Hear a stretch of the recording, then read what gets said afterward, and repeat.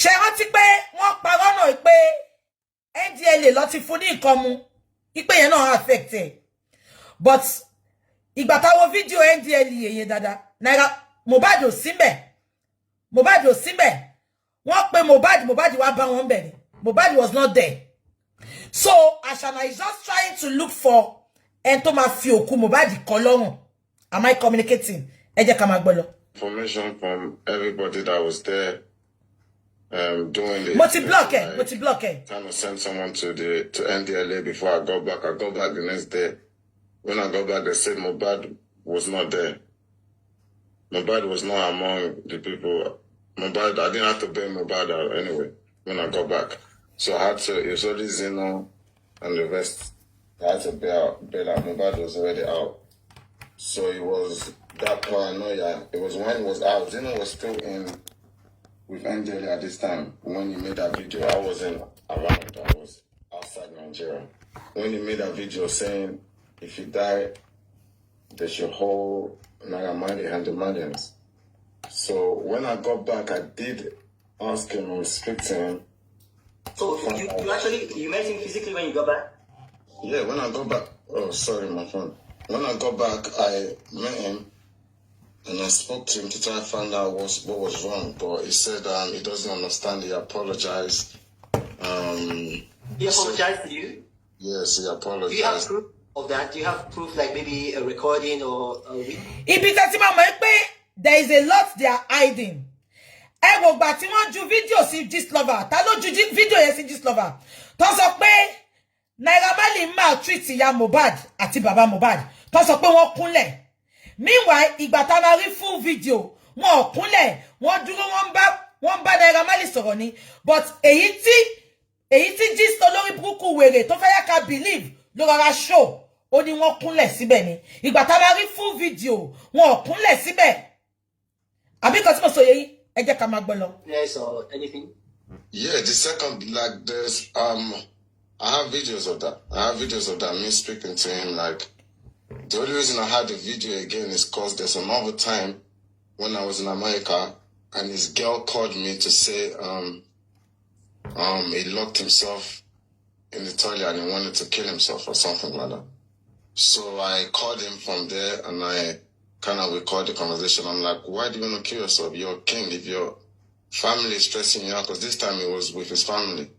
Well, Shegbo, eba mi ti beye mo. Oni gba ti Naira Marley lohun pe. Oni, why do you want to kill yourself? If your family is stressing you, who is the family stressing him? Ashana. Ṣé pé ya Mohbad náà sọ, oni kò fi lọ́kàn balẹ̀. Ó lójoojúmọ́ mama bàjà. Ó mama fà lọ́hùn. Ṣé gbọ́? Naira Marley náà tún sọ nbí. Ó ní multi block it, don't worry, multi block it. Naira Marley náà sọ nbí. Ó ní, if your family is stressing you, who are the family? Ẹ jẹ́ ká máa gbọ́ lọ. Sorry. And he wanted to kill himself or something like that. So I called him from there and I kind of record the conversation. I'm like, why do you want to kill yourself? You're a king. If your family is stressing you out, because this time he was with his family. Well, all his families are around him. So I tell him, if family is stressing you out, just tell them to go. This time he was with his family. All his family were around him, but they couldn't save him. All his family except Baba Mohbad. Baba Mohbad ò sínú ilé yẹn o. Ìyá Mohbad wà ńbẹ̀, ìyá Ashana wà ńbẹ̀, Ashana wà ńbẹ̀, gbogbo family Ashana wà ńbẹ̀. Ta ló fẹ́ pa gangan? Ẹ jẹ́ ká máa gbọ́ lọ. Oh, chill, you're a king, do what you want to do.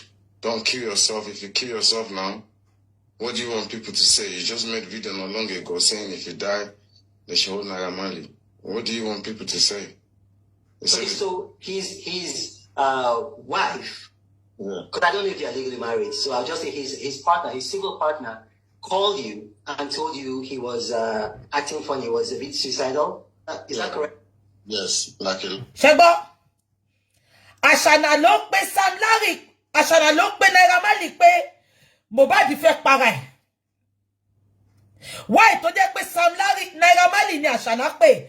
Naira Marley tó sọ pé ó fẹ́ pa. Naira Marley tó sọ pé wọ́n threaten ẹ̀. Why tó jẹ́ pé Naira Marley yẹn ló tún pé. Are you all getting my point? Ó sọ pé Mohbad fẹ́ para ẹ̀. Ó wá wò pé ta ló lè pè kàn bá sọ̀rọ̀. Ó pè ìyá ẹ̀, Oh, pe babe. Naira Marley ló tún pè. Make it make sense, Ashana. Ẹ jẹ́ ká máa gbọ́ lọ. Locked himself in the room. This was after he made the video that I wanted to kill him. So I was so concerned for him. So I called him to just try give him rest of mind. Like, what's the stress? If your family is stressing you out, leave. I had that I recorded that down. I don't know why. I just found it the other day. In your first that was because he was in Malian house. He was not in Malian house again. Naira Marley support ti lọ láti 2022. Lotilo. He was not in Malian house. Ashana purposely called him because Ashana need the evidence to Malu. To ba te paton. Am I communicating? So they were not in Malian house. He was not in Malian house. Emma mixing couple. He purposely called him because only evidence to fe lo nbe to ba te pa Mohbad ton. Then again, they said when I came back to Nigeria, I asked to see him because I know he's been bugging out. I asked to see him. He came. Luckily, I was recording that conversation too. I was just trying to see what's wrong with him because by this time I didn't know what was wrong with him. I was trying to get help for him. Okay, when you were recording the conversations because he had made that video, alleging that you were after his life. Yes, and then again, he wanted to commit suicide again. So he said, you understand? He said, I have to look out for him. So in the video, I was just trying to find out what is wrong with him. Now, Naira Marley said, and I quote, "Only gbà tó sọ pé òun fẹ́ para òun. Ó sọ pé gbà tó òun dé láti abroad, òun láti pè kó wá rí òun. Ṣé ń gbọ́? Only because I have to look out for him since tó ti sọ pé òun fẹ́ para òun. Ibi báyìí mo ti ní problem pẹ̀lú Elegushi. Mohbad lọ fẹjọ́ yín sùn ní police station. Ó ní Sam Larry sọ pé ẹni kan wá pa òun. Kí ni nǹkan tí Elegushi ṣe láti protect Mohbad? Bó jẹ́ rọ́bójú òótọ́, Naira Marley jẹ́ kó yé wa bíbáyìí pé Mohbad ó fẹ́ commit suicide. Ó lóun dẹ̀ láti máa protect ẹ̀. Ẹ jọ̀ọ́, ẹ bá wa bí Elegushi. Ìgbà tó sọ pé ó competition tó fi orúkọ ẹ̀ sí. Eléwo ni Elegushi ṣá. Bó tẹ̀ jẹ́ pójú ayé àbí ojú tó tọ́ ni Naira Marley ṣe. Naira Marley ní I have to look after him because he wants to commit suicide.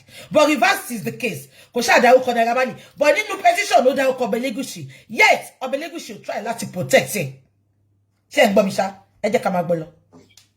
So I can be able to help.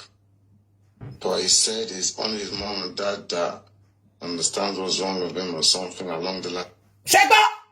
Ẹ bá mi mú sọ́wọ́ yìí. Ṣé ti gbọ́? Only I was trying to help. Only but Mohbad told me that it is only his dad and his mom that can understand him. Ibi tá lọ gangan ni. Ìyábọ̀ tó sọ pé Naira Marley ló pa. Ṣé Naira Marley ti gbọ́ ṣá? Ṣé Ìyábọ̀ ti gbọ́ bí báyìí? Àbí Ìyábọ̀ ò gbọ́ bí báyìí? Ó nígbà tóun bá sọ̀rọ̀. Ó ní òun ò lè understand. Ipe ìyá òun àti bàbá òun ló understand. Which is Papa Lolo. Oyún ọmọ àlè tó gbé wálé. Kò lè sọ síta.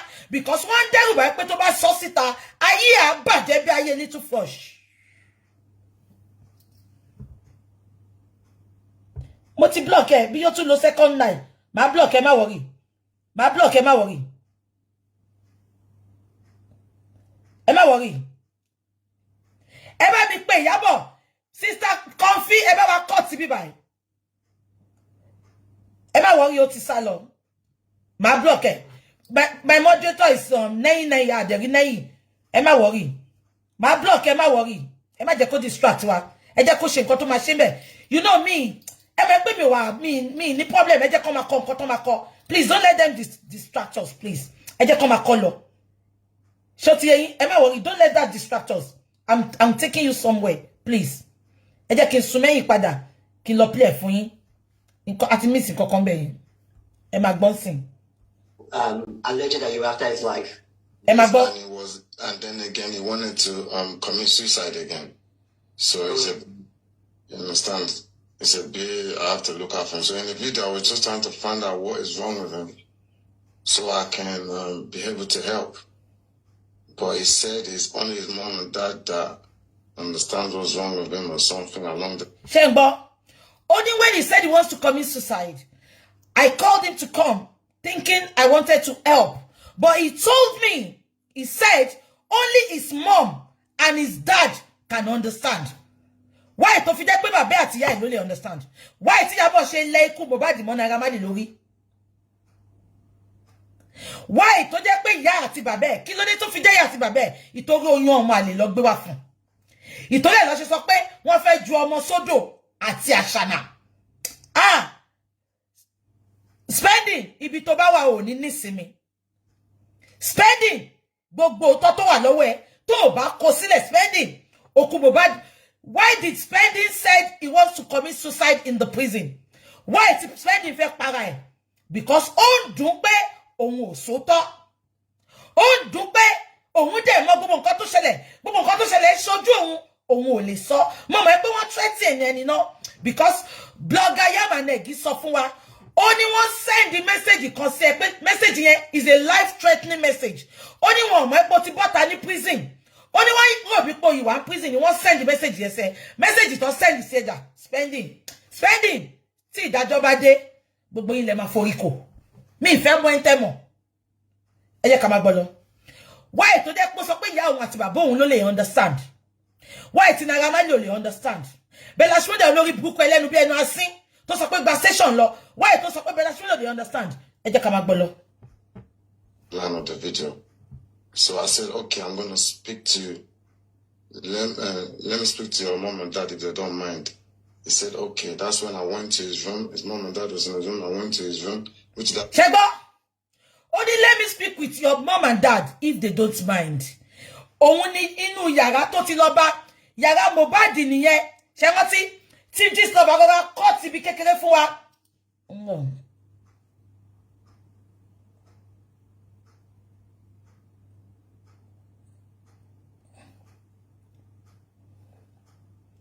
Yeah. Ṣé rántí ibẹ̀ yẹn ni ibi tó ra tí ta ló video bẹ̀ yẹn ibẹ̀ yẹn náà ra cut fún Gistlover tí Gistlover sọ pé wọ́n lọ ń bẹ Naira Marley pé ìyá Mohbad àti bàbá Mohbad wọ́n kúnlẹ̀ wọ́n bẹ Naira Marley ìgbà tó bá rí full video a rí pé wọ́n dúró ni wọ́n kúnlẹ̀. Ṣé rántí ẹ jẹ́ ká máa gbọ́ lọ. This video that's going around which they cut the part they want to. I went to his room to speak to him. To speak to his parents to find out what's wrong. They said, yeah, the notice is not okay as well about something, but they need to take him. Sherry, if it's not the problem pẹ̀lú Naira Marley ni. They said Mohbad was not okay about something. What is that something? Naira Marley, I am coming back to you. Ẹ jẹ́ ká gbọ́ tán. Only when I spoke with the dad and the mom, they said Mohbad was not okay. They said he was not okay because of something. What was this something? Treat him or whatever. I said, no problem, I don't have an issue, but just make sure you protect him. Don't let him run out and start making noise in the middle of the night. Don't stress him out. And let him go with him. Okay, so you said you have a recording of that incident. Yes. Are you willing to play that recording live now? Are you willing to play it for now the whole world to hear? I can play the one that's on my brother's phone. I can find one to play. I can play one of the go ahead and play, because you see, like this incident is not giving Nigeria a very good name and the whole world. Now, let me quickly go to Naira Marley. Me, if I play video Naira Marley, but I have a reason for playing this video. Naira Marley, I don't know you. I don't know anything about you. But the little I knew about you was Motiman gbọ́ ni Naira Marley ṣe ń gbọ́ mi ẹ má ṣì mí gbọ́. But ìgbà tí wàhálà yẹn ṣẹlẹ̀, mo rí pé Ìyábọ̀ sáré bọ́ta ó ní Naira Marley kan lọ cancel ẹ̀ ipò òun ló pa Mohbad. Ṣé rántí?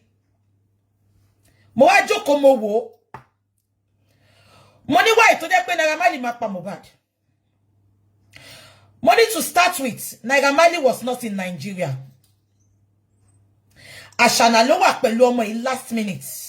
Wọ́n dẹ̀ kọ́kọ́ sọ fún wa pé ikú etí ló kú. Ta ló put narration yẹn? Why tí Ìyábọ̀ sọ̀rọ̀ nípa yẹn? Why tí Ìyábọ̀ béèrè àwọn tó kú? àwọn tó wà pẹ̀lú Naira Marley why tó ń tagi Naira Marley pẹ̀lú ikú Mohbad wọ́n wá sọ pé torí nǹkan tí Mohbad sọ àbí ipe tóun bá kú kó mú Naira Marley but the same thing ló sọ fún Àṣànà ipe tóun bá kú kó mú Àṣànà but until today Ìyábọ̀ ń pampa Àṣànà ó dẹ̀ ń ba ayé Naira Marley jẹ́. That is not the bone of contention now. Ẹ lọ ṣe pé gbogbo ọjọ́ tí mo ti ń ṣe chat mi mo ní mo ò ní sọ pé Naira Marley ni because kò sí ọwọ́ Naira Marley ńbẹ̀. Mo ní fún àwọn fídíò tari Sam Larry là ń rí ńbẹ̀. Nínú petition tí Sam Larry kọ Sam Larry ò ever kọ pé Naira Marley ni ó ní Elégùṣì ló ní kó wá pa òun. Ìgbà tí Ìyábọ̀ dẹ̀ tún sọ̀rọ̀ Ìyábọ̀ ò call out to Naira Marley pẹ̀lú full chest ẹ̀ but ó call out to Ọba Elégùṣì pẹ̀lú full chest ẹ̀. Am I communicating? Ẹ bá mi dìyẹn mú. Now ibi tí mo ti ní problem pẹ̀lú Naira Marley ni Naira Marley mo mọ̀ pé ẹni tọ́lọ́run bá gbéga kò sẹ́ni tó lè mú wálẹ̀. Ṣó dẹ̀ rí Naira Marley ibi tí ẹnu dé ẹsẹ̀ ò lè débẹ̀. I know you are a guy with a little words Naira Marley. Ṣó rí nǹkan tí mo ṣe play video yìí máa sọ lẹ́ni you will not have been talking about you. Mo wà lórí Instagram 3 days ago. Naira Marley gbé video kan sí no ó gbé photo sí ó kọ ọ̀rọ̀ sí. Tẹ́ bá rí bó ṣe bẹ̀rẹ̀ sí ní gbé bọ̀bọ̀ ìṣépè. Wọ́n bẹ̀rẹ̀ sí ní gbé Naira Marley ṣépè. Wọ́n ní ó ti lulẹ̀. You don't have a future again. Wọ́n ti bà ayé ẹ jẹ́. Wọ́n ti ṣe kíní kan get out apàyàn a ṣe kíní kan. Ṣé mo ti sọ fún Nigerians they are quick to castigate. Ìgbà tẹ́ bá ń pè Naira Marley lápàyàn tẹ́dẹ̀ ń pampa Àṣànà wà ńbẹ̀ ìgbà tí Mohbad kú. Àṣànà mọ ikú tí Mohbad kú. Irọ́ t'Àṣànà ti pa lórí ikú Mohbad àti lé ní irọ́ 25. Mo wá rí gbogbo kíní yẹn. Mo ní why táwọn Nigerians ń attack bọ̀bọ̀ yìí.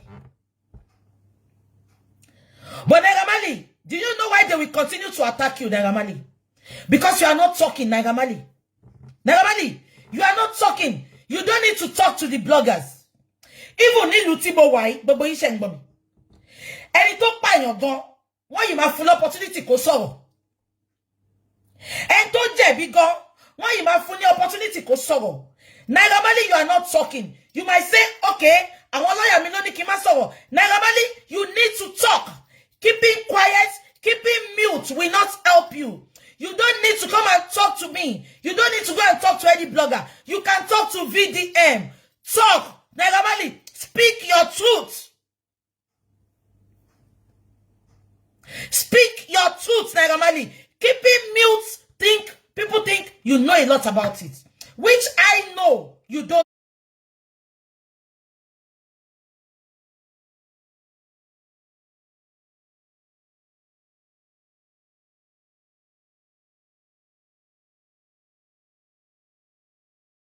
Know because you said something in this interview. You said even Sam Larry and Mohbad, they are more closer with each other than you. Also, Sam Larry àti Mohbad, wọ́n close ìbọ̀ra wọn ju wọ́gọ́ lọ. Oni tó bá jáde ńgbà mí, ó máa gbé lọ kọrin kò ní sọ fún ẹ. Sam Naira Marley, keeping quiet will not help you. And tó bá mọ̀ Naira Marley, ẹ fún mi ní nọ́mbà ẹ, èmi fẹ́ pé kí n bá sọ̀rọ̀. Ẹ mi tag Very Dark Man. Mo ma call Very Dark Man now out lálẹ́. Ẹni tó bá ní nọ́mbà Naira Marley kó fún mi, èmi máa bá sọ̀rọ̀. Mo ní kó wá iye nǹkan tó mọ̀ lórí bíbá yìí. But he needs to talk. He needs to talk. Naira Marley, kò sẹ́ni tó lè mú ẹ wálẹ̀ lóòótọ́.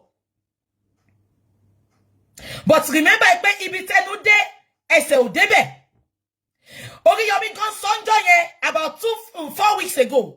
Ìgbà tó ṣe public interview ní London. Ó ní gbogbo yín wọ́n pa Mohbad tán and he ran to the barrister. You all know the son. You know the son.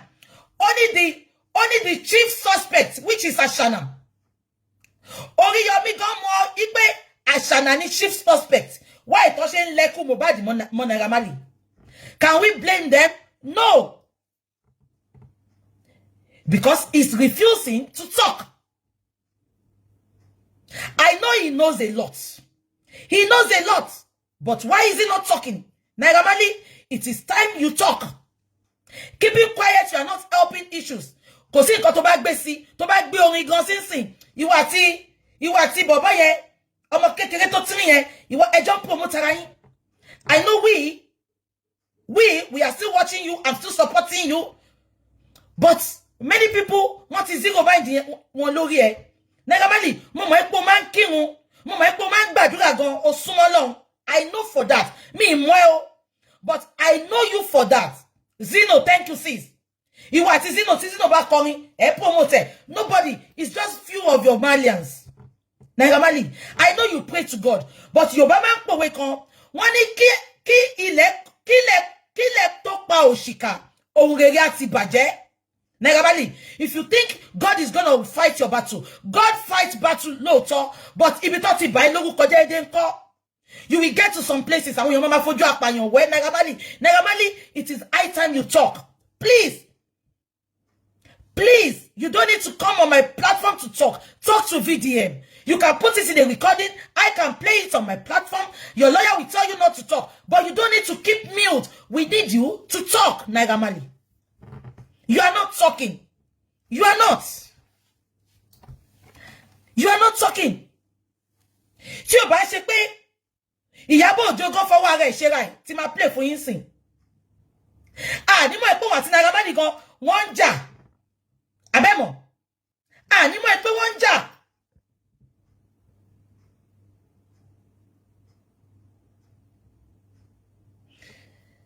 Ẹ jẹ́ ká máa mo ti kúrò lọ́dọ̀ tiẹ̀. Mo ti kúrò lọ́dọ̀ tiẹ̀. Àbí? Now, ẹ jẹ́ ká mo tún fẹ́ play ìmí fún yín.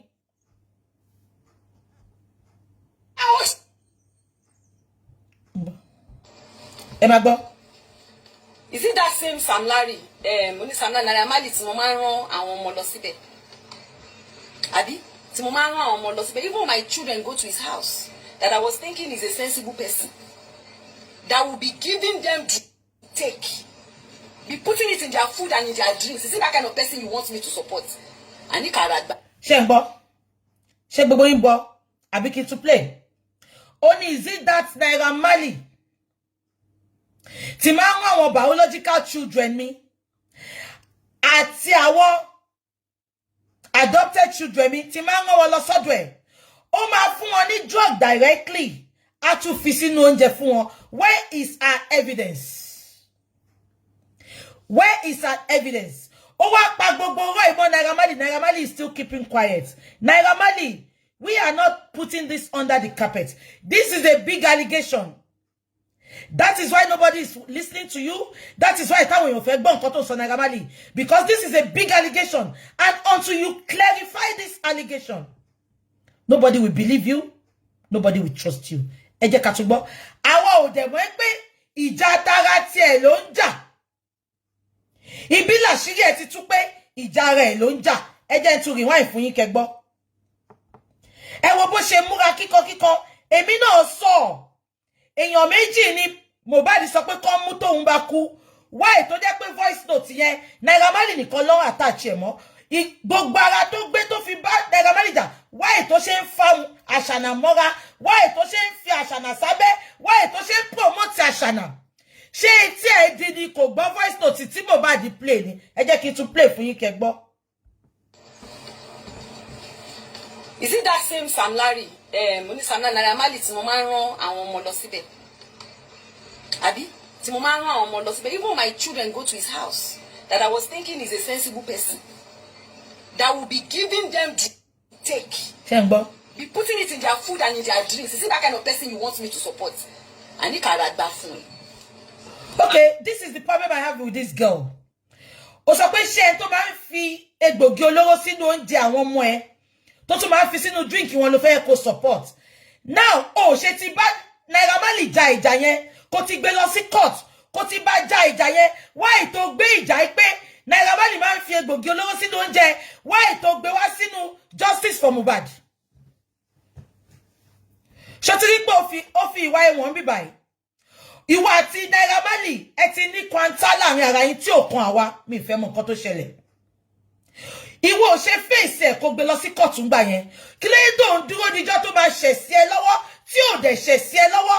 Ìtorí ẹ ló ṣe mọ̀mọ́ sọ pé kó cancel ẹ̀. Ìwọ ṣe ní kó cancel lo Àṣànà. Ṣebí Mohbad ní tó ń bá kú náà kó mú Àṣànà pẹ̀lú ẹni tó pa òun. Ó bá ti bá Naira Marley jàjà yẹn èyí tó fi gbé wá sínú justice for Mohbad tó wá sọ pé àwọn aládá justice irú ìwọ ló dàrú because ìjọ tó sọ̀rọ̀ ilé mi gangan padà lẹ́yìn èmi gangan share mo máa ń share mo máa ń gbàdúrà fún ẹ lọ wo previous video èmi gangan máa advice ẹ pé kó rọra ṣe o má jẹ́ kán attack ẹ o èmi gangan support ẹ ìjọ tó ṣe video yìí ni mo padà lẹ́yìn ẹ mo rí pé personal vendetta tó ní pẹ̀lú Naira Marley òun ló jẹ́ kó máa ja ìjà tó ń jà ó jà pé ìtorí o jẹ́ activist ó jà abiyamọ ó jà ìjà pé mo fẹ́ gba justice fún Mohbad ó jà ìjà pé ìkùnsínú tó ti ní fún Naira Marley ó wá rí opportunity ó wá dúró síbẹ̀ ìjà tó jà nìyẹn.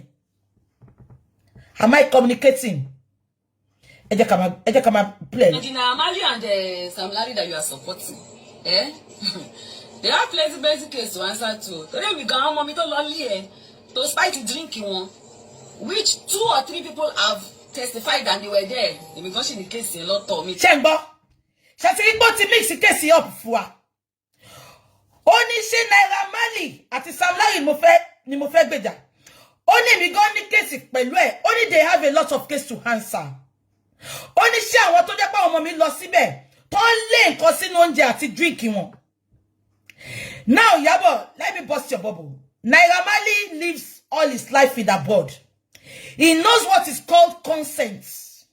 If your children had not consented to Naira Marley giving them a gbòógì olóró kò ní lé ẹ̀fọn. No, make it make sense, Yabo. Kí ló dé tí Naira Marley ṣe fẹ́ lé oúnjẹ wọn pẹ̀lú gbòógì olóró?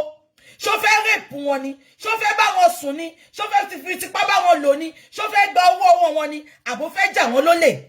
No, make it make sense. Naira Marley ti gbé lu òyìnbó, ó mọ nǹkan tó ń jẹ́ consent. Ó máa béèrè lọ́wọ́ wọn ni ìyẹn tó wáyé pé lóòótọ́ ló ń sọ. Ṣé fẹ́ àbẹ́ ẹ̀fẹ́? Now mo dẹ̀ ti sọ nǹkan kan síwájú. Ìyábọ̀, kí ló dé tó jàjà yẹn? Ó ṣe ń dúró dijọ́ tí Naira Marley bá ṣẹ̀ tí gbogbo ayé bá dúró sórí ẹ̀. Ìwọ bá ti jàjà yẹn, ó bá mo fẹ́ bá Yèyé Judy dancing. Yèyé Judy ti ṣẹ̀ mí. Ó wá sọ pé Yèyé Judy ṣe nǹkan kan. Mo wá lọ gbé ìjà 10 years ago, mo wá gbé wá sínú justice for Yèyé Judy. Get me, sha? Iyabo had a personal vendetta with Naira Marley. He was waiting. Ṣé ló pé nǹkan tó ṣe nígbà bàbá Ìjẹ̀ṣà náà nìyẹn. Abẹ́mọ̀, mo yìí máa sọ kíní yẹn dè ní. Ìgbà tí nǹkan yẹn ṣẹlẹ̀, ó ṣe jẹ́ pé Ìyábọ̀ ni princess pé kò ṣe pé àwọn èèyàn tó kù. Ó ṣe jẹ́ pé Ìyábọ̀ ló pè. Ó ṣe jẹ́ pé Ìyábọ̀ ló pè pé má bọ̀ wá wo nǹkan kò ṣe pé àwọn tó kù ṣe bóríṣiríṣi àwọn ọmọ ní tíátà ló mọ̀. So definitely wọ́n ti jọ gossip nípa bàbá Ìjẹ̀ṣà. Ó wá ready láti set it up. Wọ́n wá ní má bọ̀. Ó ṣe jẹ́ pé òun ló pè. Naira Marley ti ṣẹ́. Ó bá ti jẹ́ ká ra wá justice wa jẹ́jẹ́ kó má dàpọ̀. Ó bá ti gbé kò ń ṣe nú bí bàbá sọ sọ pé Naira Marley ní case tó fẹ́ answer. Ìjà méjì là ń jà yìí. Ìjà pé ó lé nǹkan sínú oúnjẹ àwọn ọmọ ẹ̀. Ó ti yàtọ̀ sí pé ìjà pé ikú wo ni Mohbad kú. Ṣùgbọ́n wọ èdè Mohbad náà ló di ẹ̀. Kò ṣàṣẹ tó kọwọ́ bọ̀ ẹlẹ́nu. Ó ṣì sọ ní. Ẹ jẹ́ ká máa gbọ́ lọ. Tẹ̀sí bẹ̀rẹ̀ sí ní bá wọn po kéèsì tèmi. Mi sì bẹ̀rẹ̀ sí ní bá wọn po kéèsì tèmi rárá. Ẹ jẹ́ kó ṣe kéèsì. Ṣẹ́tírí, mi ti bẹ̀rẹ̀ sí ní bá wọn po kéèsì tèmi. Ẹ jẹ́ kó ṣe kéèsì Mohbad tán. So why did you mention it in justice for Mohbad? Why tó ṣe mú kéèsì ẹ wá sínú justice for Mohbad? Ó ṣe já kéèsì ẹ kọ́rọ̀ yìí tó ṣẹlẹ̀. Ó ṣe ń dúró dì sí. Get me, ṣá? Ẹ jẹ́ ká máa play lọ. Títí wọn tán kémi tó fi tèmi kún. Ó ti yẹ ń sìn because there's no distraction. Let's take it one at a time. You've already distracted us. Òpònú, ayírádà. Ayírádà, you've already distracted us. You said let's take it one at a time. You have already distracted us. Remember? Oh, so I don't want distraction. So why did you mention it? Why did you talk about it? Case to answer to. Today we got mommy to lolly to spite to drink one, which 2 or 3 people have testified that they were there. Because in the case a lot of me, there's never one case it. Me see there's never one case it. Rara, I just call shake case it. You want to me to fit me too. But yes, because there's no distraction. Let's take it one at a time. Oh, the I just shake case you want to me to fit me kun. Close the to show di odi láti joy. Oh, ma ti shake case yẹn. Oh, ma ti shake case yẹn.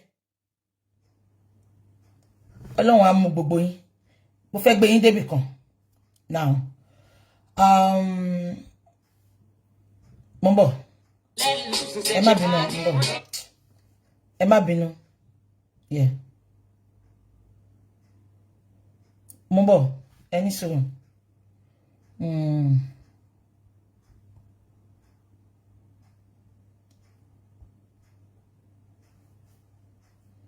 Ẹ ní sùúrù, mo ń bọ̀. Yeah. Mo fẹ́ play nǹkan kan fún yín ni. I will share the same my cloud. Ẹ má gbọ́. Me, I'm not feeling okay in my life again. Okay, I'm coming. For me, to help me to cool me. Wallahi, Allah will need you to life. I don't know. I swear to my living God. You don't have to feel me. Do a wild hospital. You don't have to feel me. You don't know anything. I swear you don't know anything. I swear to my living God.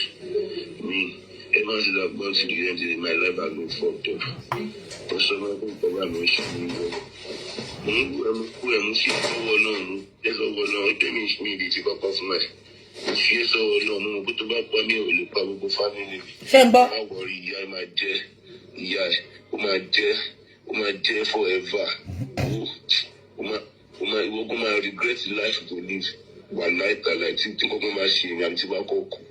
I send to my wife, my regrets for the whole life. My regrets the whole life. I swear to my living God. I know you will not see anything now. You know how to go and call my mom and to make her sad, Abby. Don't worry. You think I will forget everything? Where's my phone? You can't talk. Where's my other phone? Where's my phone now? Talk now. It is not your phone. My stores are dead. So where's my other phone? Yes, let me open the phone. Let's prepare the phone. Where is my other phone? Where is my old WhatsApp? We share the same iCloud with me and you, Abby. But on the WhatsApp, we share law. Where's my line? Where's everything? You want to fetch me? You post after Abby. To put on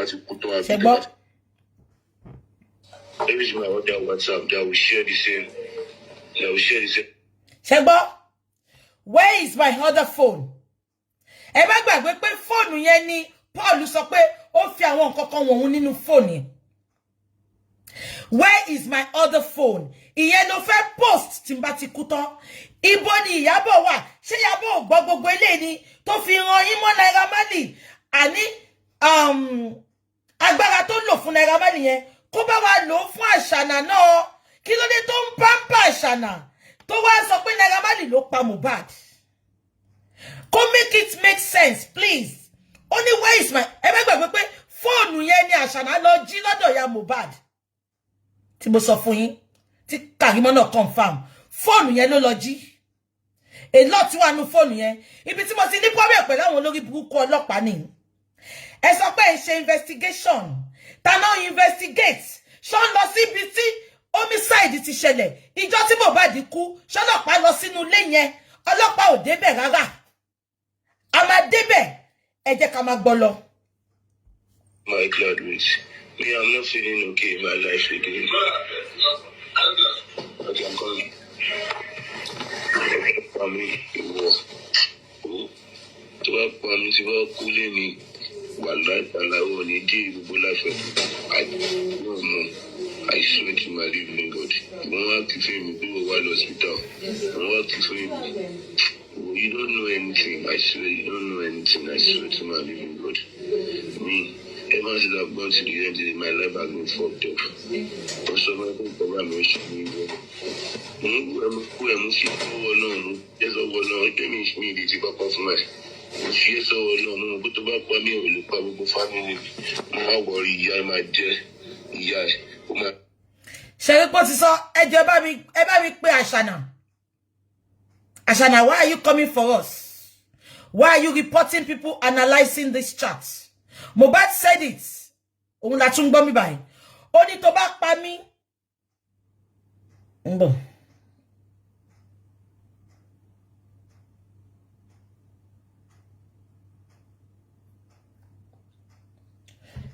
Ṣé lẹ́yìn ò sí lórí chat ni mo ti block ẹ má worry. Mohbad sọ pé tó bá pa mí, ó lè pa gbogbo family mi. Ọ̀rọ̀ yẹn deep. Ibo ni Ìyábọ̀ fi etí ẹ̀ sí? Ṣé Ìyábọ̀ fi ọjọ́ kan pé ọmọ ìpè wá? Báwo ni ọmọ yìí ṣe kú? Ẹ jẹ́ ká máa gbọ́ lọ. Ó máa jẹ́ forever. Ó máa regret life to live. Wallahi ta'ala tí kọ́kọ́ máa ṣe ní àti bá kọ́kọ́. Kò sẹ́ni tó máa bá wà fún ọmọ ó máa regret for the whole life. Ó máa regret gbogbo life rẹ̀. I swear to God, living God.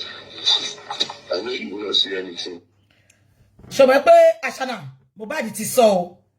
Ìtọ́yẹ̀ mo ṣe máa ń sọ fún ẹ pé mo ò fẹ́ mọ ẹni tó mọ̀. Mohbad ti sọ fún ẹ. You will regret it all your life. Inú ẹ ò dùn. O láyọ̀.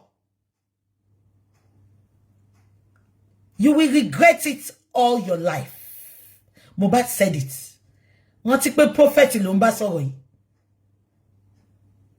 Ó ní tí n bá kú, ó ní nísinmi, you will regret it all your life. Ẹ jẹ́ ká máa gbọ́ lọ. You know how to go and call my mom and to make her sad, Abby. Don't worry. You think I will forget everything? Where's my phone? You can't talk. Where's my other phone? Where's my phone now? Talk now. It is not your phone. My stores are dead. Where's my other phone? Yes, let me open the phone. Let's prepare the phone. Where is my other phone? Where is... Ẹ bá wa béèrè lọ́wọ́ ẹ̀. Kí ló dé tó mú phone Mohbad? Bàbá yóò tí kú. Kí ló dé tó mú phone ẹ̀? Kí ló dé tó sáré yọ gbogbo nǹkan tó wà ńbẹ̀? Àwọn evidence. Ẹ jẹ́ ká máa gbọ́ lọ. My old WhatsApp. We share the same iCloud with me and you, Abby. But on the WhatsApp, we share law. Where is my line? Where is everything? You want to fetch in you post after Abby. To what about it? Photo Abby. To what about it? On my post conversation. Post. Ẹ má gbàgbé pé yeye Yamanegi sọ. Ó ní bàbá ìtì mọ̀ pé òun máa kú. Ó dẹ̀ tún sọ bí báyìí. Ó ní ṣé nǹkan tó wà nínú ẹ̀ ló fẹ́ post tẹ́ bá ti pa mí tán. Báwo ló ṣe mọ̀ pé òun máa kú? Báwo ló ṣe mọ̀ pé òun máa pa òun? Ẹ má gbàgbé pé Paul sọ pé ó fi àwọn nǹkan kan wò òun nínú fóònù ẹ̀. Ẹgbọ́n kan tó sọ ni. Ó ní ṣé nǹkan tẹ́ fẹ́ post ní tí bá ti kú tán. Ó ti mọ ẹni tó ń bá deal. Ó ti mọ̀ pé ọmọ street lòun bá deal. Ó ti mọ̀ pé transformer Lekki lòun bá deal. Ó ti mọ̀ pé ṣòbò lábàṣà olóbò power bank lòun bá deal. Ó ti mọ̀ tán. Ó ní ṣé nǹkan tó fẹ́ post ní tí bá kú tán. Ẹ jẹ́ ká máa gbọ́ lọ. Abby, wo, mọ kankan. Èmi tí mò ń pè láàárọ̀ fún nǹkan tí mò ń pè fún wo. Ó ní ìzú mo fi ń pè ọ́, má wọrí mi. Ó mọ kankan ìwà tí gbogbo fámìlì wà láìtàláì. Tó bá yẹ pé ẹ ti ń ṣe tẹ́lẹ̀tẹ́lẹ̀, ẹ ti ń jẹ lọ. Ilé rẹ̀ máa fi ṣàtẹ̀yìn wà láìtàláì. Ṣé gbọ́? Ẹ jọ̀ọ́ kí ló dé tí à emphasize lórí voice yìí? Ìyábọ̀, kí ló dé tó bá wa gbé voice yìí? You have your reason for fighting for justice for Mohbad. You have your reason. And your reason is just to fight Naira Marley. Your reason is to fight Naira Marley. Because look at this heavy evidence. Ìwọ àtàwọn ẹbí ẹ ti ń ṣe tipẹ́. Ṣé wọ́n ti pa èèyàn lójú Mohbad rí ni? Ṣé torí ẹ̀ láyé ẹ̀ ṣe ń já ni? Ṣé torí ẹ̀ ní ò ṣe lè sọ̀rọ̀? Ó ní ìwọ àtàwọn ẹbí ẹ ti ń ṣe tipẹ́. Ó ní tèmi lẹ máa fi ṣàṣebọ. Ashana, tí wọ́n àti Jùmọ̀kẹ́ bá tún rí ẹlòmíì pamọ́ lẹ́yìn Mohbad. Ẹ pè mí ní ọmọ àlè. Apá mú ẹ ló ti pa yẹn kó dẹ̀ lọ gbé kó lọ jẹ. Apá mú ẹ ló ti pa yẹn lọ gbé kó lọ jẹ. Kí ló mú Mohbad sọ pé tí wọ́n àtàwọn fámílì ẹ bá ti ń ṣe tipẹ́, ṣé Mohbad ti ká èèyàn mọ́ wọn lọ́wọ́ rí ni? Ṣé wọ́n ti pààyàn lójú ẹ̀ rí ni tí ò lè sọ̀rọ̀ síta? Ẹ jẹ́ ká máa gbọ́ lọ. swear to my living God. Wallahi, I will never be shipping. I want to go. I should tell me be me o. Yeah, I will be seeing me lórí, be seeing me lórí. Fẹ́ pa mí, ṣé ayé fẹ́ bàjẹ́. Ogun fẹ́ pa ẹni. O fẹ́ ṣe orí burúkú ni. Má worry now. Má worry. Ó ní aṣọ tí mo ní mo wọ̀. Òun ló lọ gbé sí mi lórí. Ṣó fẹ́ pa mí ni. Ṣógun fẹ́ pa ẹni. Ayé ẹ fẹ́ bàjẹ́ ni. Ẹ bá wa bí àṣànà. Aṣọ wo ló gbé sí ọmọ yìí lórí tọmọ ìka mọ́bẹ̀? Aṣọ wo nìyá àgbà fún? Ṣaṣọ tó máa ti ń gbé sí lórí ni kó má fi owó mọ bàbá àtìyá ẹ̀. Ṣé aṣọ tó máa ti ń gbé sí lórí ni tó máa gbé bàbá ẹ̀ ṣépè lójú ẹ̀ tí ò lè sọ̀rọ̀? Ṣé aṣọ tó ń gbé sí lórí ni tó fi ra acres of land sí Kòròdú tí Jùmọ̀kẹ́ gbà lọ́wọ́ ẹ̀ tó sọ pé kò ralẹ̀ kankan tí Kàrímọ́dé confirm fún wa? Ṣé aṣọ yẹn ló máa ń gbé sí lórí tó bá ti fẹ́ parí iṣẹ́ fún ni? Tó wá pè ní wèrè. Ṣé aṣọ tó ń gbé sí lórí nìyẹn tó fi ń yí padà tó sọ pé wèrè ni? Àṣànà, ìyá Mohbad ló sọ kò ṣe mí. Ó ní pápá lolo ò ní kú, pápá lolo ò ní rùn. Ó ní ṣùgbọ́n wo obìnrin bíi tiẹ̀ lòun gbàdúrà kí pápá lolo fẹ́. Ó lè ṣàmì. Àṣànà, make it make sense.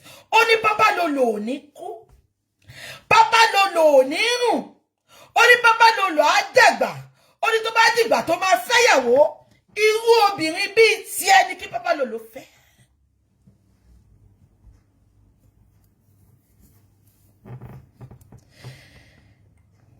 Ó mọ nǹkan tó ti fojú obìnrin yẹn rí ni. Tinútinú ló fi gbé ẹ ṣépè. Màá bẹ́ẹ̀ play ẹ̀ bí yóò ti gbàgbé. Màá play ẹ̀ tí bá ṣe tán. Ẹ jẹ́ ká máa bẹ̀rẹ̀. Wọ́n ti bá kulé ní gbogbo ayé pátápátá. Ìwọ tó bá ti gbé oṣù lórí ayé ẹ ti bàjẹ́ finally. Wọ́n pa ẹ wọ́n sojú wọn mẹ́ẹ̀. Yeah. Ṣé ti gbọ́? Náà mo fẹ́ sáré gbé yín débi kan. Mo tún fẹ́ play nǹkan kan fún yín. Ẹ má worry. Ẹ má bínú o, nǹkan pọ̀ tá máa play lẹ́ni. Bọ̀.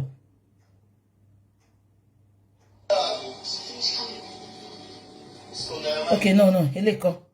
Mi ní ìdílé. Mo ń bọ̀. Ẹni sùúrù, mo ń bọ̀. Mo ń bọ̀. Ẹni sùúrù. Mo ń bọ̀. Yeah. Ọ̀dọ̀ àwọn ọlọ́pàá la fẹ́ lọ ńsìn. Ṣó ti yín, mo dẹ̀ yín gbé yín lọ síbì kan. Mo fẹ́ ká gbọ́ statement àwọn ọlọ́pàá. Mo ní question tí mo fẹ́ bi àwọn ọlọ́pàá. Because ìgbà tí Mohbad kú, Sam Larry stated, and I quote, only all stations settled. Blogger Yamaneg confirm, only all stations settled.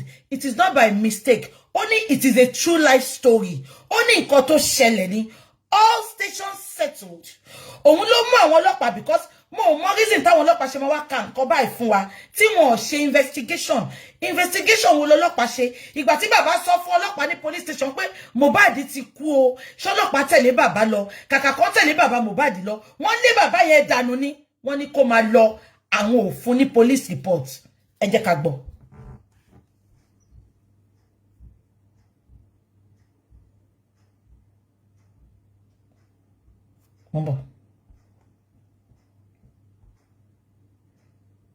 To attend the concert in Ikorodu on 10 September 23.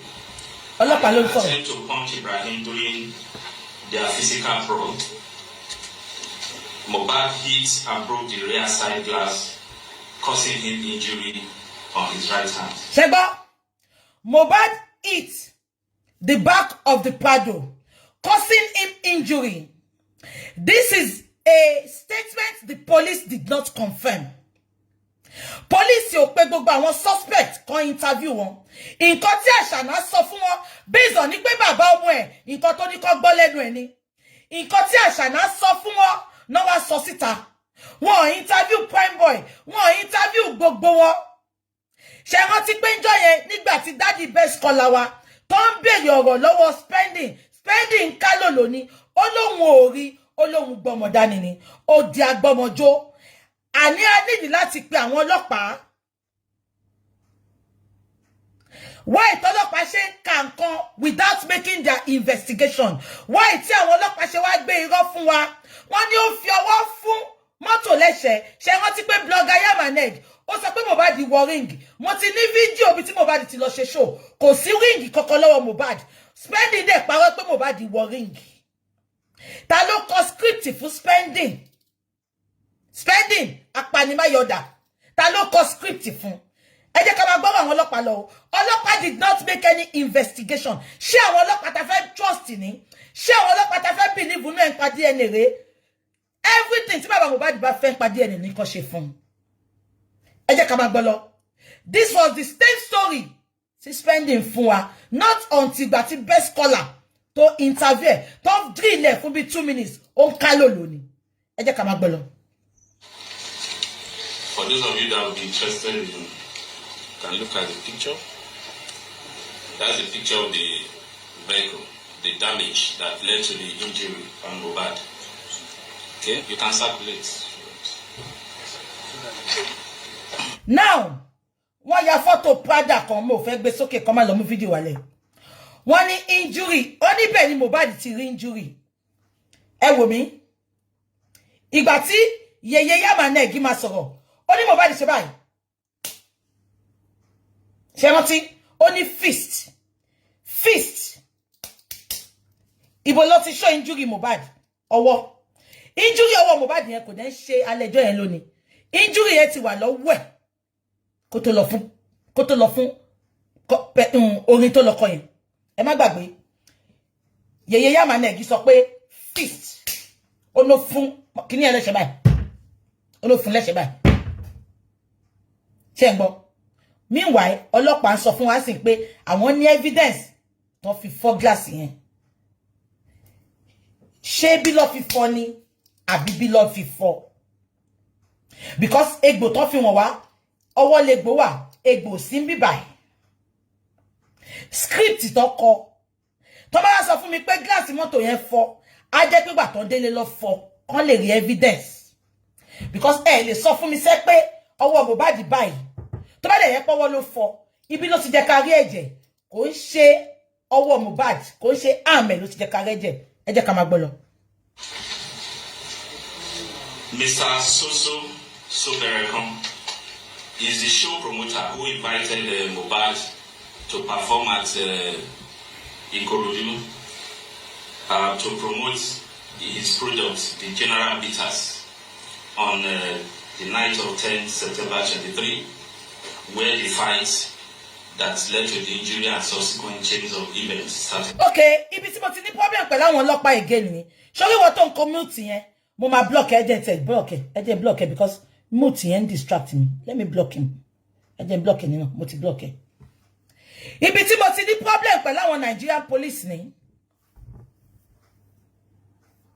Abeg gbọ́ mi.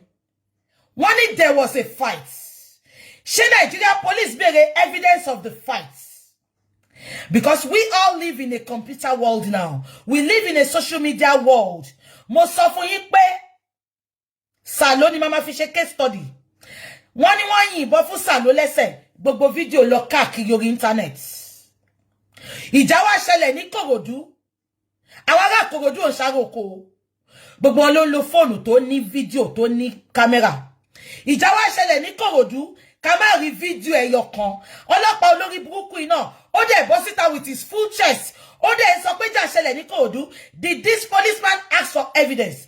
Evidence to show us there was a fight. Wọ́n ò rí evidence o. Based on nǹkan tí Àṣànà sọ fún wọn, òun náà wá gbé sọ fún àwọn Nigerians. Òun náà ló mú wọn tó ń sọ autopsy di inconclusive. Am I communicating? Did the police ask for evidence? Wọ́n ò rí evidence. Wọ́n dẹ̀ ń bọ̀ tàwa sọ pé there was a fight. Ká má rí fídíò ìjà kankan. Ká má rí fídíò ìjà kankan. Ẹ jẹ́ ká má gbọ́ lọ. He has given detailed statements. Mr. Omoni Temidayo Raphael, aka Zlatan, he was one of the musicians that performed at the same event in Ikorodu on that night. Engineer Chinaka Jesse is the deceased neighbor whose vehicle was used to rush him to the hospital. Ṣé Engineer Chineke wọ́n ní mọ́tò ẹ̀ lọ fi gbé Mohbad lọ hospital. Ṣé bẹ́ẹ̀ pé I get to know pé neighbor sọ pé mọ́tò Mohbad ló fi gbé lọ ṣé rí pé àwọn ọlọ́pàá yóò ṣe investigation ibi tí mo lọ gangan ni ṣé rí pé wọ́n ṣe investigation because tó bá ṣe investigation ni ó jẹ́ kán lọ bá neighbor pé ṣé mọ́tò yín ló fi gbé lọ because engineer Chineke ó ti sọ pé mọ́tò òun kọ́ ló lò ó sọ pé mọ́tò Mohbad ló fi gbé Mohbad lọ ṣùgbọ́n ọlọ́pàá yìí bọ́ síta ẹ wo nǹkan tó ń ṣe fáwọn Nigerians ẹ bá wa wá engineer Chineke ó sọ pé mọ́tò òun kọ́ ló lò ó ní mọ́tò Mohbad ló lò based on irọ́ tí Àṣànà ṣẹlẹ̀ pé irọ́ ìlà Àṣànà wa tó wá síta fún wa based on irọ́ tí Àṣànà wa pa ọlọ́pàá iná dẹ̀ sọ pé engineer Chineke mọ́tò engineer Chineke náà fi gbé Mohbad lọ hospital make it make sense ẹ dẹ̀ pera yín ní ọlọ́pàá abájọ tí Nàìjíríà rí bó ṣe rí ẹ jẹ́ ká máa gbọ́ lọ. When he became unconscious, Dr. Olushola Joshua. Now ẹ jẹ́ kí sáré sọ̀rọ̀ wọ́n fi mọ́tò engineer Chineke wọ́n fi gbé lọ sí hospital when he became unconscious. Láti Ìkòròdú, eléyàn fọwọ́ gbá gíláàsì mọ́tò profusely, ibi ni mo ti mú profusely. Ó yìí máa sọ profusely. Okay, ẹ jẹ́ ká débẹ̀ kí wá analyze. Ẹ bá gbàgbé pé wọ́n fi gbogbo Ìkòròdú sílẹ̀ títí dé Lẹ́kì. Ó wá gbé mọ́tò engineer Chineke. Mohbad ní mọ́tò ó kàn máa lọ rẹ́ǹtì Prada ni o. Why tó ń ṣe lo mọ́tò Mohbad? Why tó jẹ́ pé mọ́tò engineer Chineke náà lọ lò? Kí ló ní tó lo Mohbad ní mọ́tò kò kàn lo mọ́tò ẹ̀ lọ síbẹ̀ yẹn ni o Prado ló máa ń lò wọ́n máa lọ rẹ́ǹtì mọ́tò ni so why tó lo mọ́tò Mohbad ṣe bá gbàgbé pé Ẹ̀pẹ̀tẹ́rì sọ pé inú ilé ni Mohbad kú sí amadébẹ̀ engineer Chineke mọ́tò engineer Chineke kọ́ ló lò jẹ́ ká máa gbọ́ lọ. He's the medical director of Kuramed Hospital in Lekki, Lagos, where the deceased was taken to and declared as confirmed as brought in dead on 12th September 2023. Dr. Beke Deborah Oluwatosin is the medical director who was on duty, and he was one that certified the deceased dead on the day he was brought in at about 15-20 hours. Miss Fajulube Semitope, Miss Abbas Aminat Abiola, and Mr. Oluwajobi Emmanuel. They are all staff of Kuramed Hospital who also witnessed when he was brought in dead. Dr. Owala Chikoze is the director and CMD of Perez Medical Care in Lekki. When they took him to the first hospital, the Kuramed, and he was certified dead, his family members and friends that took him there were not convinced. So they took the body from there again to Perez Hospital, where he was recertified as dead. Sherry Polopa yo she investigation. Because Iyabo Ojo confirmed for us. Oni nu le ni Mohbad kú sí. Ẹ dẹ̀ má gbàgbé pé ọ̀rẹ́ daft tó ṣojú bí ń kó bí tó gbàgbé láti fi epo sí. Ṣé rántí? Ọ̀rẹ́ daft sọ pé irọ́ ló ń pa. Ó ní wọ́n sọ pé wọ́n gbé sórí ọ̀kadà. Ó ní irọ́ ló ń pa. Ó lọ́mọ yẹn máa ń pa gangan. Màá wá voice note yẹn, màá wá play ẹ̀ fún yín. Ṣé rántí ọ̀rẹ́ daft tójú ẹ̀ dàbí ń kó bí tó ń ṣe tán gbàgbé kan fi epo sí. Ó sọ now. Now, ibi tí mo ti mọ̀ pé àwọn police yóò ṣe investigation ni. Wọ́n ní wọ́n gbé dé pretentious àbí èmi mo kiko ton pé pretentious first hospital. Doctor yẹn confirm ẹ dead. Ẹ tún wá ní ẹ wà satisfied. Ẹ wá gbé lọ sí another hospital, Kuramed. Ẹ gbé lọ sí hospital méjì. Ní ọmọ tó jẹ́ pé Ìyábọ̀ Òjó sọ pé inú ilé ló kú sí. Make it make sense. Ẹ bá gbàgbé pé Dàgọ́ṣà sọ pé ìgbà táwọn máa gbé dé hospital stage 2 no sọ pé ó ti wà. Mo bá débi pé lè yẹ kó yẹ pé ẹni tó bá wà ní stage 2 á jẹ́ pé ó ti kú 48 hours.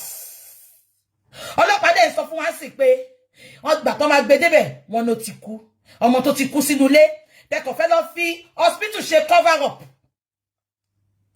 ẹ bá mi pè neighbor Mohbad engineer Shike àbí kí ló pè sí ti gbàgbé ko yin. Then Dr. Temitope Maxine Oluwiwa, engineer Shineke ẹ ṣé. Medical Director of Cornerstone Hospital, Akute, Ogun State, where the principal suspect, Felisayo Ogedengbe, claimed to have been trained as an auxiliary nurse. Ṣé pé lórí burúkú làwọn ọlọ́pàá ibi tí mo ti ní problem fún pẹ̀lú wọn ni.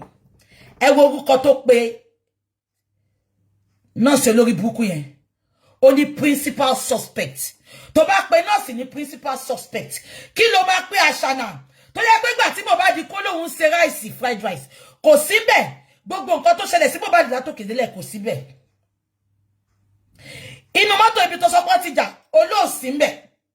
Mohbad tún kú lójú ẹ, olóòsí ńbẹ̀. Ohun ò síbẹ̀ tẹ̀, olóhun ò gbọ́ nǹkan kan.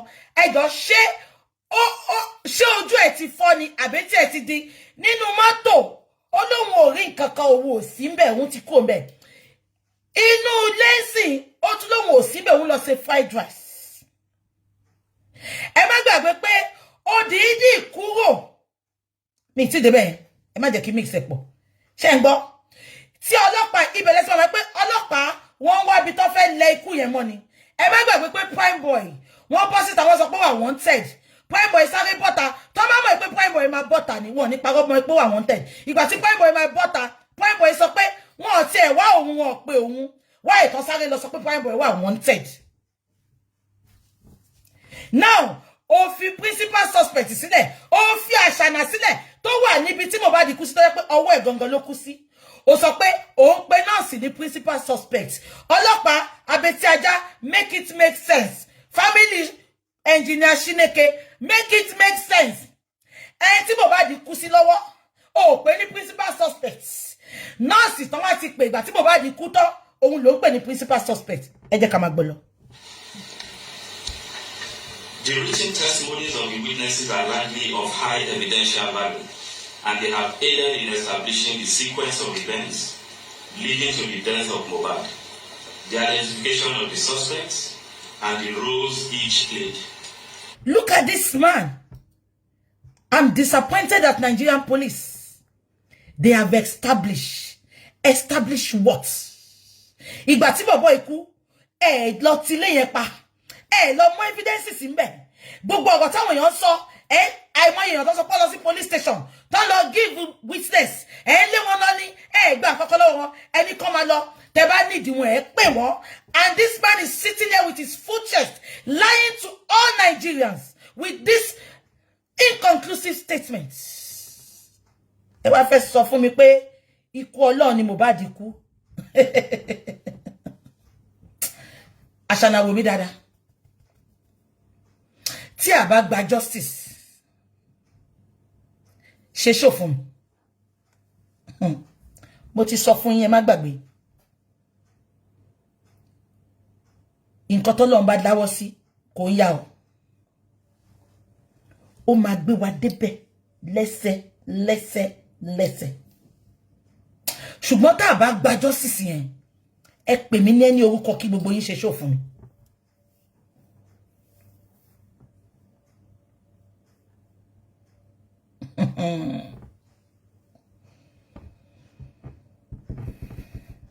Ẹ wo ọlọ́pàá tó wá ń fún wa ní witness statement. Did they make any investigation? Did they go to that house? Did they lock that house up?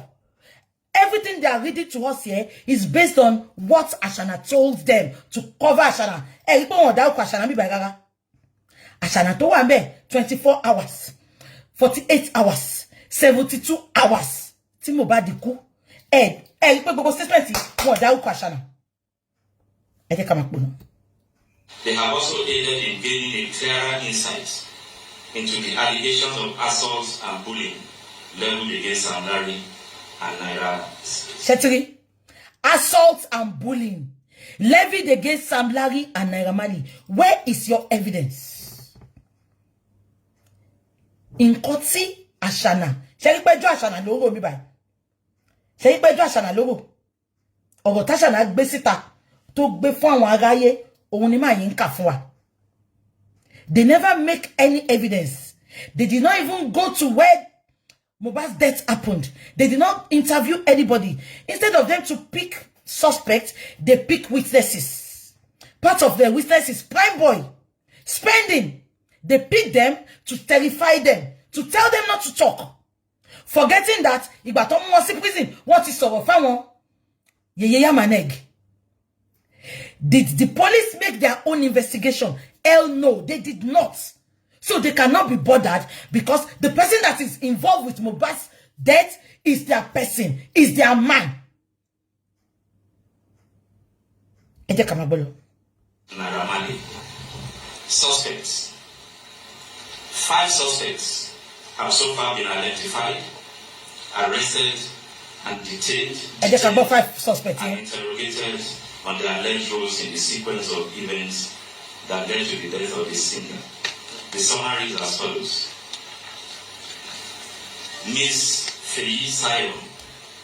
Our suspect ló ń kà yẹn o. Feyi Sayo. The auxiliary nurse who was contacted and invited by your 5 suspects have been arrested.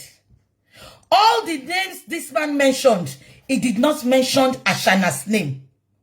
Ashana that was there, that witnessed how Mohbad died. He did not mention Ashana's name. And you all want to tell me, VDM, we need your platform, we need your voice, VDM. VDM, please, we need your voice. We need your platform, VDM. We are not going to sweep this under the carpet. If the police can mention 5 suspects without mentioning Ashana's name, there is a lot that has been hidden under the carpet. VDM, please. Many of your supporters are Mohbad supporters. We need your voice. We need your platform. You are not keeping quiet. You are not, VDM. We need you. We need you, please. Listen to this man. Listen to what he said. They have picked 5 suspects. In all that suspects, ko mu Ashana. Oh, mu Ashana suspects. Ashana to wa beg but ti omo ku. Make it make sense, Nigeria police. And you want to tell me Mohbad died of drugs? You want to tell me Mohbad died a natural death? Hell no. Toba coupe say life for me. Ti Ọlọ́run de ti ṣetán láti mú lọ. Gbogbo nǹkan ni ma fi fight justice.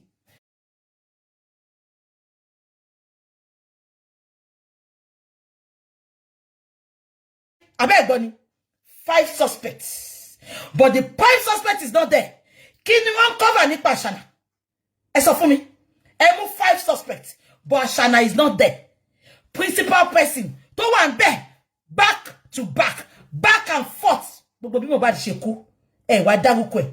Kamagbolo. Sadiq, aka Spending, a friend of Mohbad. Feishola, Spending. I want suspect long pay you. To treat the singer at the deceased residence in Lekki. She eventually came on Tuesday, 12 September 2023 and administered 3 different injections, which are believed to have occasioned the chain of reactions that directly resulted in the eventual death of the singer. She is the principal suspect in the death of Mohbad. She acknowledged. What's up when nurse the principal suspect? But you remember when Yeye Maneg said, the nurse said, Ashana set me up. So this is where the setup is coming from. Ashana set me up. This police did not mention Ashana's name. But they said, me not seeing no more. Emma Shimibo. Mo ti sọ fún yín, wọ́n kàn lọ mú èèyàn kan wá ni. Gbogbo nǹkan tí bá yín sọ látàárọ̀ is based on what Ashana told him. That was the reason Baba went to the police station to get police reports. But they refused to give it to him. Ṣé rí pé ọwọ́ ti wọ́wọ́. Ṣé rí pé ọwọ́ ti wọ́wọ́. Hand has entered hand. Ẹ jẹ́ ká máa gbọ́ lọ. that it was the injections that she administered on the deceased that triggered the reactions which eventually led to Mohbad's death. Other expert opinions and witnesses' statements corroborated her admittance. Her actions of administering doses of tetanus toxoid. Now, ibi tí mo ti sọ fún yín pé nurse go won cover her up because there was no nurse. Wọ́n mú Fèyí Ṣará wá lóòótọ́ mo ti sọ fún yín. Iṣẹ́ ni Fèyí Ṣará máa ń gbé. Àgbésùn wọn ni Fèyí Ṣará. Wọ́n kàn ní kó wá act as nurse ni. Ẹ wo bá ṣe bà nurse lórúkọ jẹ́ lórí chat yìí. Ẹ wo bí ọlọ́pàá ṣe bà nurse lórúkọ jẹ́. Yes. Fèyí Ṣará yẹn ni ó wá sí court láti bí ọjọ́ mẹ́ta tó ti ní kó wá sí inquest. Ẹ̀mẹ́ta ni Fèyí Ṣará ò ti lọ sí court. Ìwọ tó bà lórúkọ jẹ́, ta ló jẹ́ kó wá sí court kó wá exonerate rẹ̀. Ẹ sọ fún mi, ta ló jẹ́ kó wá sí court kó wá exonerate rẹ̀. Wọ́n ti sọ fún pé má lọ, kò sí nǹkan tó máa ṣẹlẹ̀. Ẹ mọ̀ pé nǹkan máa ṣẹlẹ̀. Ọ̀rọ̀ yẹn dàbí ọ̀rọ̀ Sekembadi, ọ̀rọ̀ àfín tó na boat driver tó sọ pé kò sí nǹkan tó máa ṣẹlẹ̀. Ẹ mọ̀ pé mẹ́wàá máa ṣẹlẹ̀. Paracetamol, intravenous, and cetrazone injection, which was also administered intravenous on Mohbad at his residence, that's Mohbad's residence, on 12 September 2023, immediately triggered the reactions, including vomiting, goosebumps, and convulsion, that eventually resulted in the singer's death.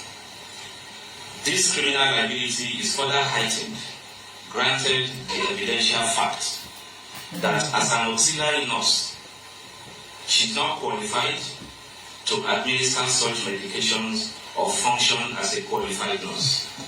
She also did this in a non-clinical environment and in a professionally negligent manner that negated standard medical protocols.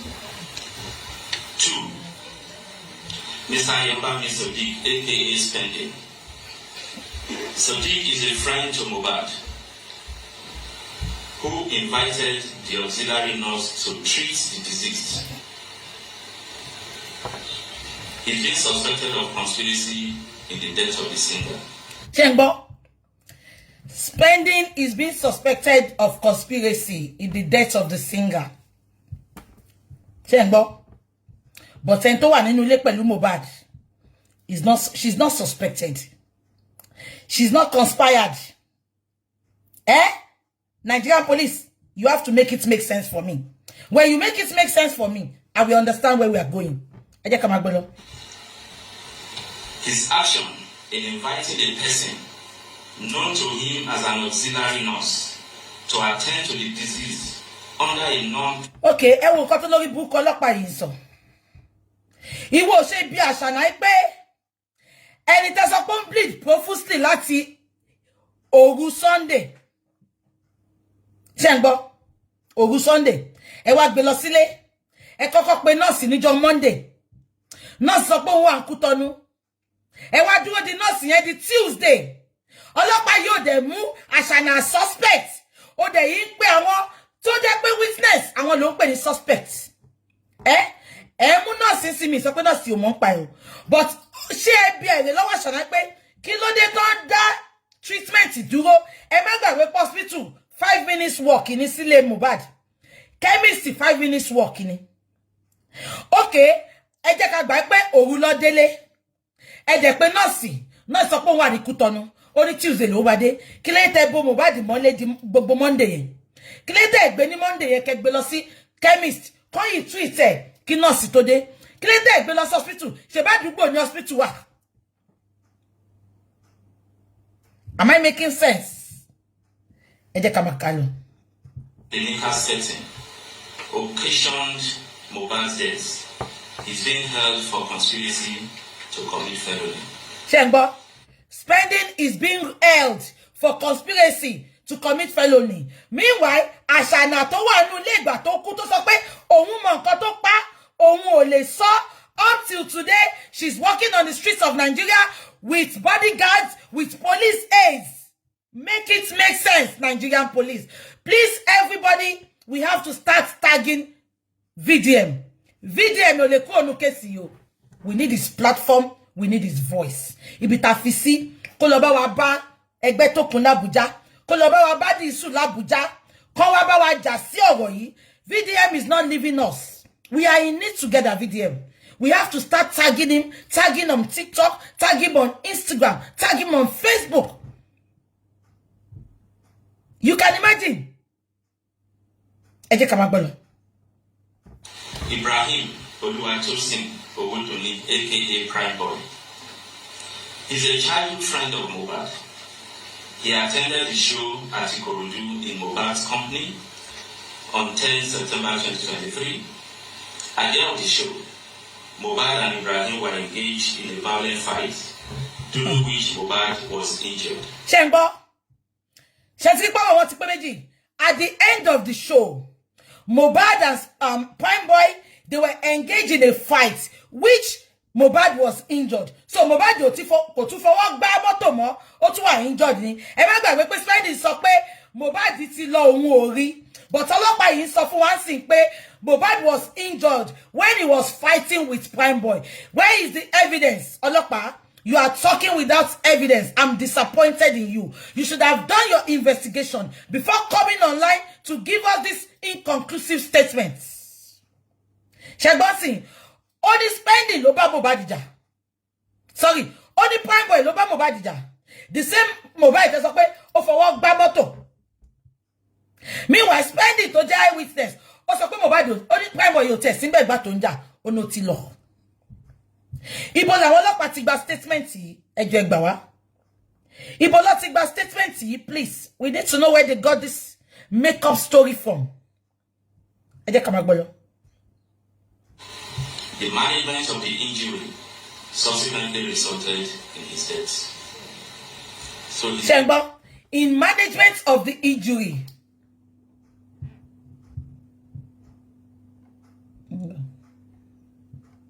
Shengbo, only in management of the injury, it subsequently led to Mohbad's death.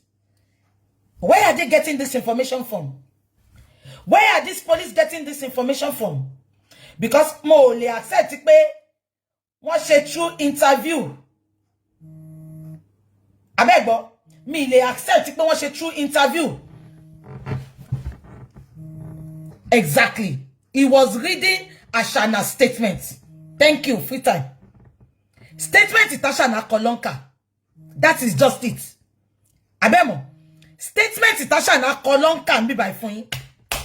I can assure you that. Statement is Ashana Kosibi by Ohun ló ń kà síta because ọ̀rọ̀ Ashana náà lọ sọ ni. Statement is Ashana ko lọ́lọ́pàá yìí ń kà síta. Because there was a fight, Lashana Tenumo, there was a fight, Lon Tenumo. Meanwhile, ọlọ́pàá olórí ibu yìí kò béèrè evidence pé jà wà, òun náà statement Ashana ló ń kà síta. Abeg get. They did not do any investigation. Treated as a suspect. Samson Balogun Elesu, aka Sam Larry, is a suspect who was arrested on allegation of having being complicit. Anyway, mo ti prove nǹkan tí mo fẹ́ prove fún yín bẹ́ẹ̀. Ẹ jẹ́ kí n tún lọ gbé nǹkan mi wá mo bọ̀. I'm coming. Yeah.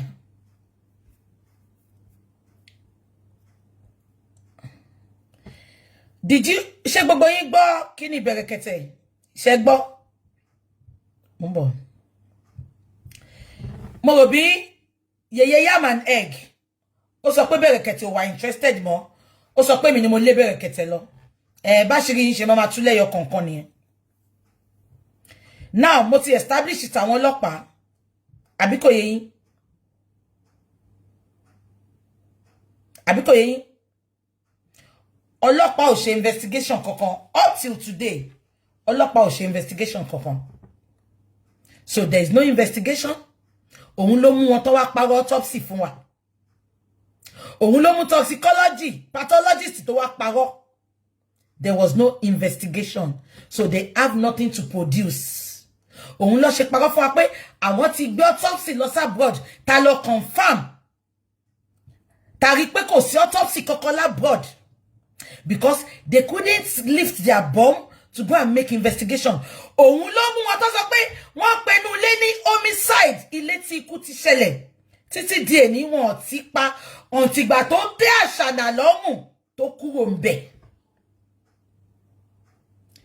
Ẹ má gbàgbé pé Bẹ̀rẹ̀kẹ̀tẹ̀ wọ́n sọ pé mi ni mo lé Bẹ̀rẹ̀kẹ̀tẹ̀ lọ. Ṣé rí èmi ò ní báyọ̀ kankan fi ẹnu jà mọ́.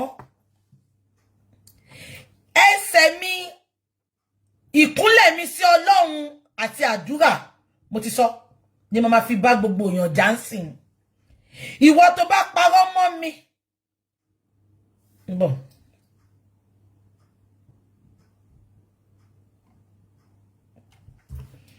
ìwọ tó bá parọ́ mọ́ mi ní wá bẹ argue. Tí n bá ní nǹkan tí mo fẹ́ analyze máa wá analyze ẹ̀ kí n counter ẹ̀. But most of it ohun kún mi òun ni màá fi bá yín jà. Kí dẹ̀ nìyẹn mean máa kúnlẹ̀ sọ́lọ́run máa bá Ọlọ́run sọ̀rọ̀. Ó ń bọ́ Ọlọ́run sọ̀rọ̀ ó ń gbọ́. Ó ń bọ́ Ọlọ́run sọ̀rọ̀ ó ń gbọ́. Mo ti mọ bí tí mo ti ń pe Ọlọ́run mi tó dẹ̀ ń dáhùn. Ìtorí ẹ̀ mo ṣe ń fi lọ́kàn balẹ̀ tí mo ṣe ń rest assured pé àgbà justice. Because BJ ń bọ́ Ọlọ́run sọ̀rọ̀ ó ń gbọ́. Yèyé Yamanegi sọ pé mi ni mo lé Bẹ̀rẹ̀kẹ̀tẹ̀.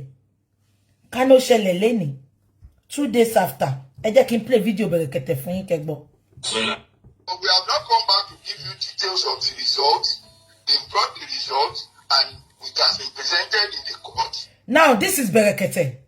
Bẹ̀rẹ̀kẹ̀tẹ̀ pé Gurexi life lọ́wọ́ yìí. Ẹ jẹ́ kí n fi wọ̀n yín. Ṣẹ́rí wọ́n ṣojú mo rò bó ti lọ ẹ lè rí ẹ̀yin ti TikTok ṣé ti rí Bẹ̀rẹ̀kẹ̀tẹ̀ nìyẹn ṣé ti rí ẹ jẹ́ kí n máa play lọ kẹ́ máa gbọ́. In which our lawyers knock off that result. The result was, at least how could they do an autopsy and toxicology result and said it is inconclusive? The Nigerian election? Is it a Nigerian election? Inconclusive. An autopsy, even not attached to natural death, not attached to poison, not attached to infection, not attached to any bruises, not attached to any wound or any whatever. Cause of death is inconclusive. And even the pathologists that came to defend that result was even confused and dumbfounded while he was being questioned. We need their names. Now one pathologist that be the past. Ṣẹ́gbọ́ Bẹ̀rẹ̀kẹ̀tẹ̀ tó sọ pé ti lọ nìyẹn o. We need their names. Bẹ̀rẹ̀kẹ̀tẹ̀ tó sọ pé Bukky ló lé lọ nìyẹn o. Ẹ bá mi bí wọ́n kọ́ make it make sense. Mo wà níbí báyìí. Mi ìbá ẹ̀mbẹ̀lẹ̀mbẹ̀m sọ̀rọ̀ rí láyé mi. Orí íńtánẹ́ẹ̀tì mo ti rí ẹ̀mbẹ̀lẹ̀mbẹ̀m. Ẹ jọ̀ọ́ báwo mo ṣe lé ẹ̀mbẹ̀lẹ̀mbẹ̀m lọ. Ṣé ń gbọ́? Ẹ jẹ́ ká máa gbọ́ lọ. One. No, it was one that came to court, but he mentioned the names of the team of pathologists. We go get all their names. Shengbo. The whole world go hear their names. We go get all their names. The whole world go hear their names. It was from there we were like, what's all this? Inconclusive. Even in that inconclusive result, they were advised to go for further examination and further tests, but they never did. But if you want to know exactly, or you want to really dig into what killed this boy, you have to conduct 1, 2, 3. I think they gave them like 3 tests and more to do. Like never did. They brought inconclusive results to us so that at least I don't know the mission, I don't know the plan. The plan will be say, make we just leave matter for matters. But as Baba has requested and told you, but there are a lot of things we cannot say on here. Yes. The process of private autopsy is going on. And when the report comes out, at least Baba will come in. But wait. The reason why I even say make I call you this morning now because sometime last week somebody tell me say court don't approve, make them do private autopsy. No, they don't approve. They don't approve private autopsy. Yeah, it was DNA they approved last week. Oh, sorry, DNA. Yes. Kai, I just the anyway. No preempt the outcome, but shame go catch many people. Sebo, ìgbà tó sọ̀rọ̀ DNA yẹn, ẹgbọ́n nǹkan tí Embele sọ. Only don't let me preempt the DNA, but I know say shame go catch many people. Kí Embele mọ̀ táwa ò mọ̀. Papa Lolo. Ìyá Mohbad sọ pé kí ló ń tú ná? Kí ló ń tú? Tó dàbí igbá tó fi mẹ́mú. Kí ló ń tú? Tó jẹ́ kí n gbọ́rọ̀. And as you have said, I heard it loud and clear from you that look, the DNA is vital. Very. That how would you, in case of somebody died in the house, and DNA should even be the first thing. No, it shouldn't to establish the motive. Or anything. To establish the motive. The police should have got that the DNA test. That okay, we want to look at what are the various motives and various areas or angles that could have caused the death of this young man who died in the house. And he lives in the house with the wife.